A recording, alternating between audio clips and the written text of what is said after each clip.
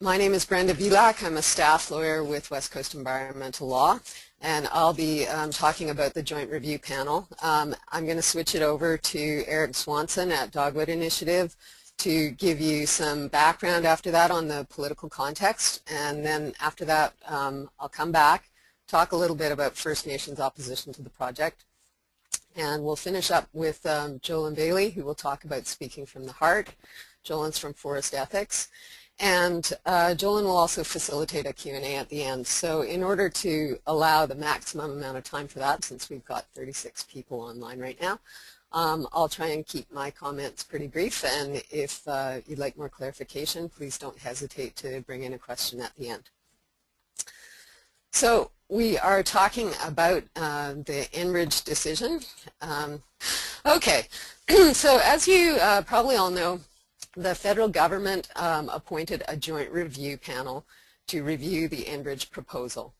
The joint review panel is a combined body, and it's called a joint review panel because there are the panel is established to conduct the review required by the National Energy Board and the Canadian Environmental Assessment Agency, so it's fulfilling a dual function. The panel is composed of 3 decision makers who will conduct hearings, and they're basically like judges, although the hearings are sometimes conducted in informal settings, and you can see one of them there to the right. That was up north. So here are the 3 panel members. Sheila Leggett is currently the vice chair of the NEB, which is located in Calgary. She's a longtime member of the NEB, a biologist by training from Calgary. Kenneth Bateman is an energy lawyer and an NEB member, and he is also from Calgary. And the man at the bottom, Hans Matthews, is a professional geologist. He was appointed by the Minister of Environment. His background is in mining, and he's from an Ontario First Nation. And these 3 people are tasked with considering the environmental effects of the project as well as whether or not it is in the national public interest. So the Joint Review Panel's job is to consider the issues that were set out in its terms of reference, and those are specifically to examine the environmental effects of the project, to consider technically and economically feasible measures to mitigate any negative environmental effects, to consider comments from the public and from Aboriginal peoples that are received during the review process, to provide various ways for organizations, members of the public, and Aboriginal groups to participate in the hearing process. And one of those is by making an oral statement, as you're scheduled to do probably if you're on this webinar. Another way was to provide written comments. The deadline for that has passed already. And finally, the Joint Review Panel will review all of the information it receives and submit an environmental assessment report with recommendations to the federal government. So when the panel issues its report, it will make a recommendation to the federal government about the project and what kinds of conditions it would put on an approval. But it does not make a final decision. Federal Cabinet will consider the report, and Federal Cabinet will decide whether or not to approve the project. If it does, it will order the NEB to issue what's called a Certificate of Public Convenience and Necessity, which is the approval that Enbridge needs to go ahead. And this final decision, this Section 52 decision under the National Energy Board Act, is Cabinet's to make. It's not the Joint Review Panel's. The federal environmental assessment process seldom refuses a project. In fact, neither the NEB nor CEA, the Canadian Environmental Assessment Agency, has very often refused a project. Most projects are approved with conditions attached. There have been, though, 2 large projects in BC in the last 10 years that have been refused by each of those agencies, and they were refused because, in part, of the public opposition to them. So one was the NEB's refusal of the CMS2 transmission line in Abbotsford, and a second one was CEA's refusal of the Taseko mine project. There have been changes that you should be aware of to environmental assessment law that have affected the JRP kind of midstream.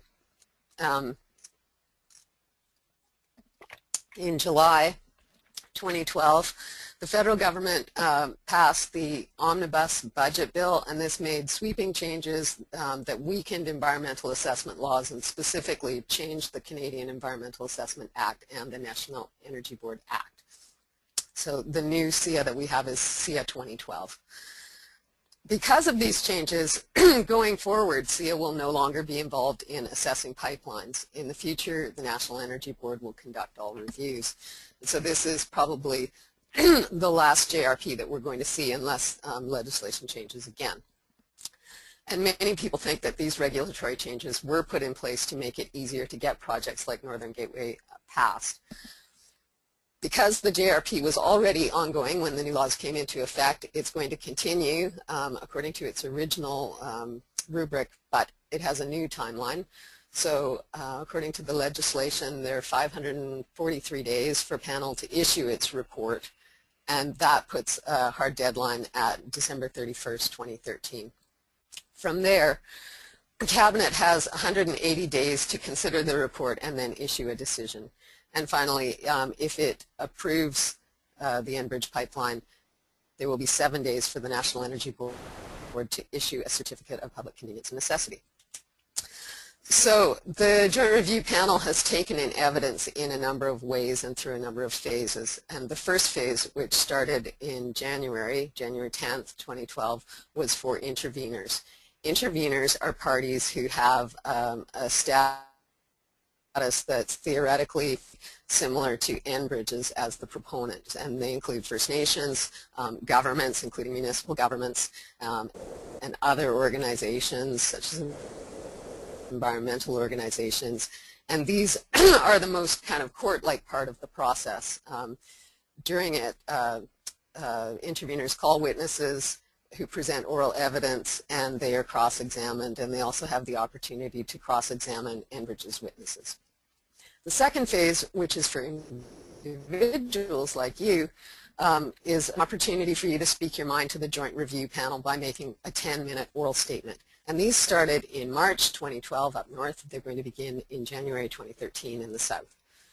So if you registered more than a year ago to participate, you probably will have been contacted by the National Energy Board by email, and you will have had to schedule yourself in for a time to speak. The third phase, which will start in a few months and will finish by June 2013, is the final argument. And this is an opportunity for interveners to wrap up all the evidence that they've called and summarize it to the panel. And then the panel has recently said in the last 2 weeks that it's going to issue its final report December 29th, 2013, conveniently in the middle of Christmas holidays. So a few just things to note on presenting to the panel. The panel is like a court in many ways, and we expect that the rooms will be set up in a court-like layout. We don't actually know the locations yet. They haven't been released.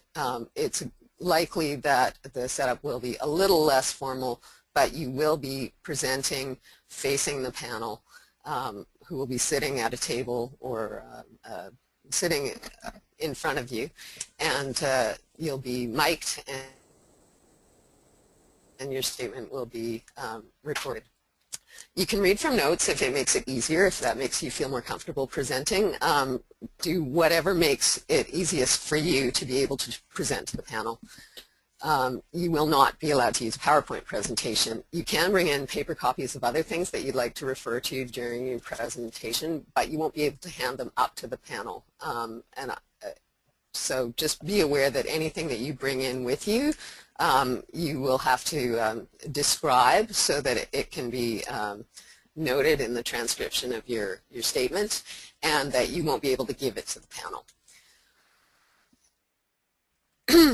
Don't feel like you need to be an expert. During the technical hearings where interveners called witnesses and they were cross-examined, there were lots of paid experts who gave their views. And they're going to continue doing that in the hearings that are coming up over the next month and in the new year. All you need to do is be yourself.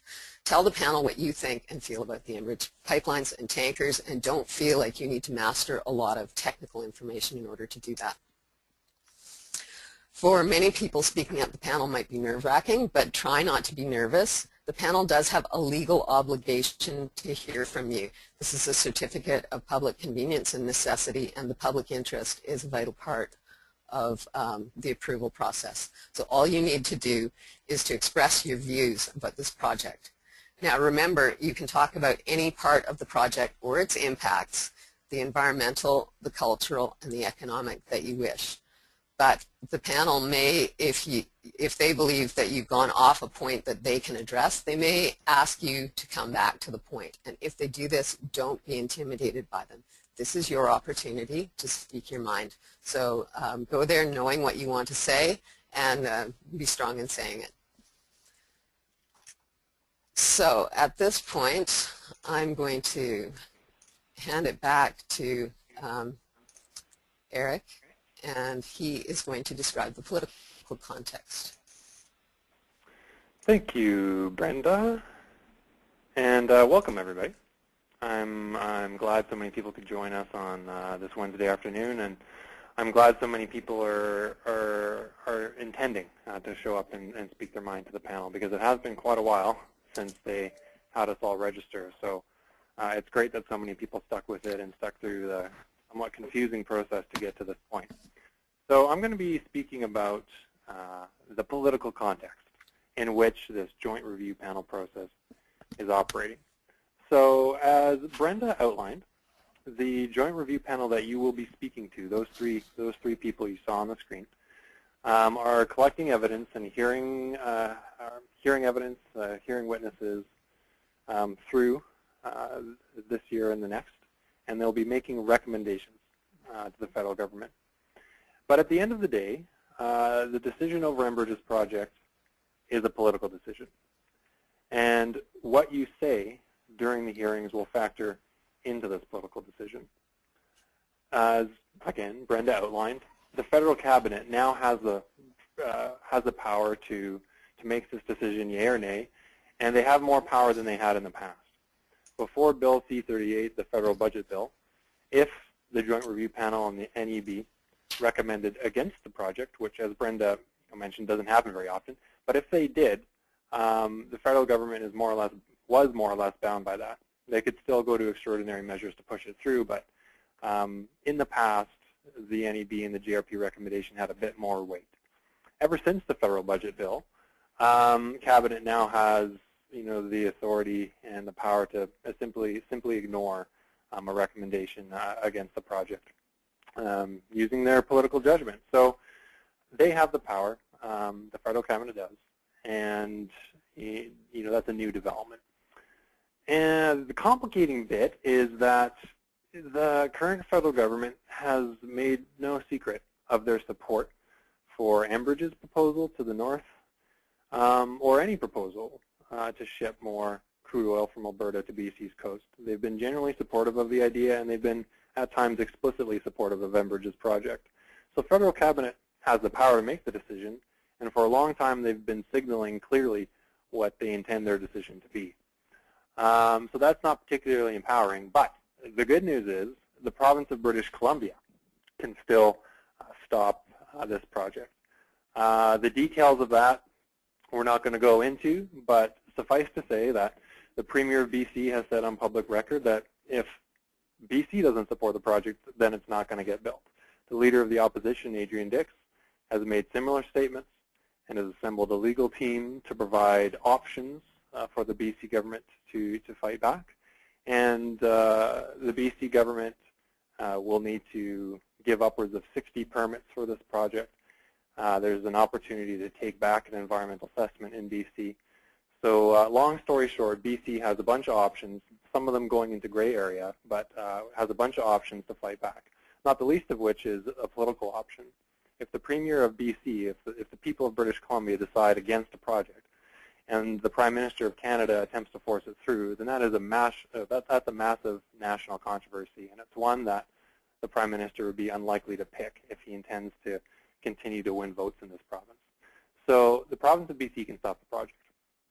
So there's a political decision to be made here in the province, and it hasn't been made yet. The governing BC Liberals have avoided taking a clear position for or against the project. Instead, they have announced conditions upon which to further consider the proposal.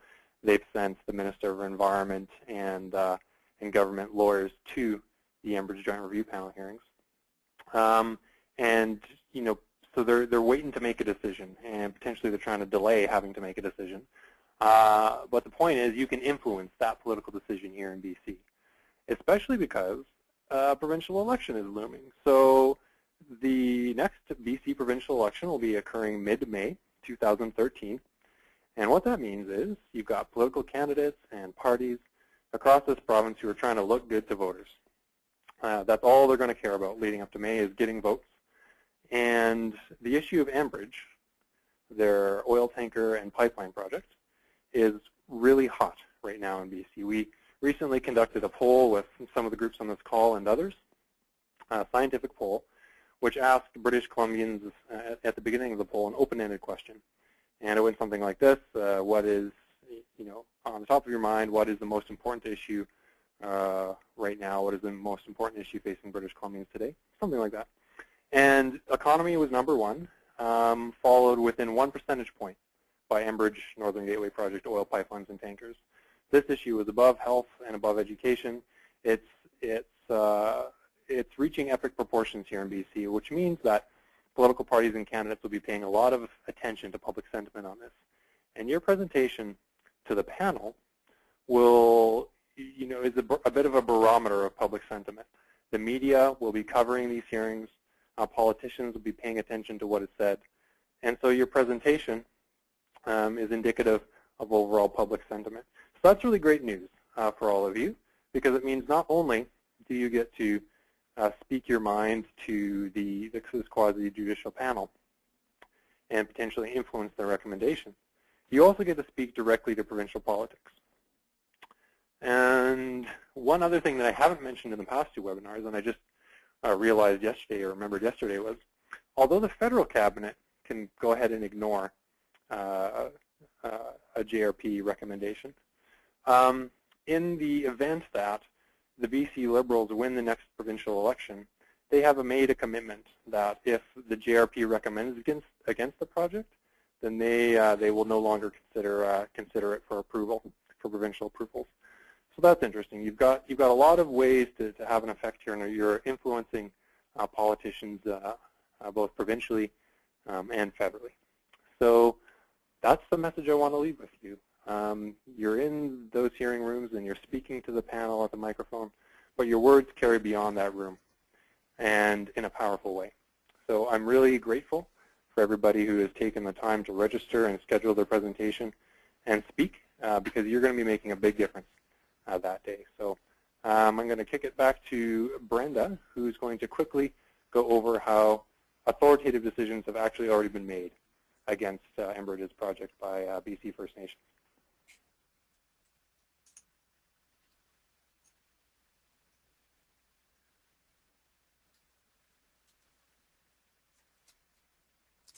Thanks, Eric. So as Eric said, authoritative decisions have already been made by First Nations. First Nations across BC are very much opposed to the Enbridge project, and they've made that very clear.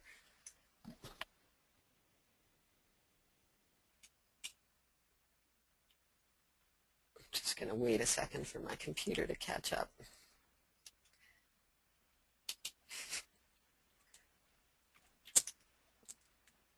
And many of you on this call may be First Nations yourself, so you may have been a part of this decision-making process. There we go. So over 130 First Nations in Western Canada have stated their opposition to the Enbridge Northern Gateway, and on the right-hand side of the screen you can see a map of the First Nations who have united to ban tar sands pipelines and tankers from BC. The red indicates opposition, And from this, it's pretty clear that opposed First Nations form a chain that goes from the U.S. border in the south all the way up to our northern border, and from Alberta over past Haida Gwaii. So there's a very, very strong opposition among First Nations in BC to this project.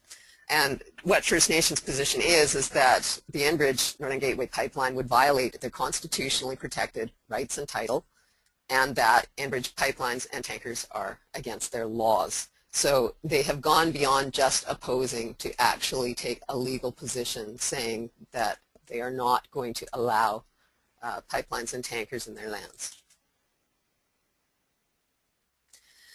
There have been two declarations specifically made against the Enbridge pipeline. The left-hand side, we see the Coastal First Nations Declaration, which was created in March 2010. And it's Northern Coastal First Nations who came together to ban crude oil supertankers on the North Coast. On the right-hand side of the screen, there's the Save the Fraser Declaration, which was enacted in December 2010, coming up to the anniversary next month. And the Save the Fraser Declaration bans tar sands pipelines through the Fraser River watershed, as well as tankers on the North Coast and the South Coast. And this is a bit of text excerpted from the Save the Fraser Declaration. The signatories have pledged, therefore, in upholding our ancestral laws, title, rights, and responsibilities, we declare we will not allow the proposed Enbridge Northern Gateway pipelines or similar tar sands projects to cross our lands, territories, and watersheds, or the ocean migration routes of Fraser River salmon. And since Fraser River salmon migrate on both the north and the south coast, this effectively is a tanker ban on our entire coast. And this is the stance that First Nations have taken to protect their lands, to protect the waters, both in the rivers and offshore BC. And it's important to recognize that First Nations laws never went away in BC. They still exist alongside our federal and provincial laws. BC is one of the provinces in Canada where the majority of First Nations did not sign treaties with the Crown. And as a result, they claim the right to make decisions about the use of their lands and waters according to their own laws, and that is protected under Section 35 of Canada's Constitution, which recognizes the pre-existing rights of First Nations. These rights are also protected under international laws, like the UN Declaration on the Rights of Indigenous Peoples, to which Canada is a signatory, and that convention, that international UN convention, says that First Nations should be accorded free prior informed consent, or the free prior informed consent is necessary on decisions that could affect their traditional land holdings and their traditional rights. So the Coastal First Nations Declaration and the Save the Fraser Declarations are First Nations law, and they permanently protect the coast and the rivers of our province from oil spills, and more than 47,000 people in BC and also across Canada have signed petitions in support of First Nations, recognizing that these declarations are important pieces of law that are there to protect us all. So with that, I will turn it over to Jolyn, who's going to talk about speaking from the heart. Thanks, Brenda. So I'm the Outreach Coordinator for Forest Ethics Advocacy, and I'm really glad that you could all make it. I'm just going to pull up my presentation here and make it full screen. So I want to spend just a little bit of time talking about speaking from the heart, because the reality is this is actually one of the most effective ways that you can make your presentation really count. So I kick it off with a quote from the famous architect Frank Lloyd Wright that I think really is relevant to this conversation. He says, "The truth is more important than the facts." And these hearings, as Brenda mentioned, the panel has heard from a whole slew of paid experts, and they've heard tons of facts. But what these community hearings that you'll be participating in are really about is an opportunity for you to speak your truth and to let the panel know how you feel about the Enbridge pipeline and tanker project. So why is speaking from the heart so important? Just three reasons here. One is that it shows the depth of the opposition. So the panel only needs to look at a headline or poll results to know that there's widespread opposition in British Columbia. But what you can show them by speaking from the heart is that that opposition isn't just a mile wide, it's also a mile deep. And you do that by telling the panel why this matters so much to you. It also helps you to stick out in the panel's mind. So these folks have been traveling all around the province, talking to hundreds of British Columbians, or rather listening to hundreds of British Columbians. And the more personal and heartfelt you can make your story, the more it's likely to resonate and really stick out and be sticky in their minds. Speaking from the heart can also help highlight the complexity of this issue, because we all are coming from such different perspectives that bring us to opposing this project. And so by telling your own personal story, it really lets the panel know that this issue is far too complex for a simple rubber stamp. And just kind of I think an interesting thing to add into this conversation about why speaking from the heart is important is some findings that have recently come up from neuroscience. And they actually looked at brain activity as people make decisions. And even when people felt like they were making decisions based on rational criteria, the parts of their brains that were most active were actually the emotional centers. And so what that tells us is that that really emotions play, and these sort of the kind of heartfelt arguments actually play a huge part in the way that we make decisions. So by speaking from the heart, you really have a chance to make a huge difference and make your opposition count. So I'm going to go through three ways that you can think about speaking from the heart. And I'll be using examples from real testimonies that folks up north gave at the oral hearings that have already happened there.